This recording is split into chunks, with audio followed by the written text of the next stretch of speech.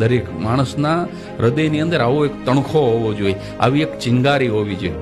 અત્યારના યુવાનોને જોઉં છું, માઈ કાંગલા ને રોતલ ને અમે મરી ગયા ને અમે હારી ગયા ને અમને કોઈ સપોર્ટ નથી કરતું.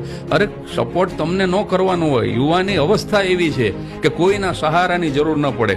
બચપણમાં મા બાપના સહારાની જરૂર પડે, બુઢાપામાં સંતાનના સહારાની જરૂર પડે, પણ યુવાની એકમાત્ર અવસ્થા એવી છે કે જ્યાં તમે કોઈને ડિપેન્ડન્ટ ન હોવા જોઈએ, તમને ઈશ્વર સિવાય કોઈના સહારાની જરૂર ન પડવી જોઈએ. એટલે હું યુવાનોને કહેવા માંગુ છું કે રોવા ધોવાનું બંધ કરો. તમે આવો એક તિખારો રાખો, એક આવો તણખો રાખો. સંકલ્પ કર્યો તો કે જીવું ત્યાં સુધી 1 કલાક હું નોકરી નહીં કરું ક્યાંય. 1 કલાક નોકરી કરી નથી, જીવું ત્યાં સુધી કરવાનું નથી.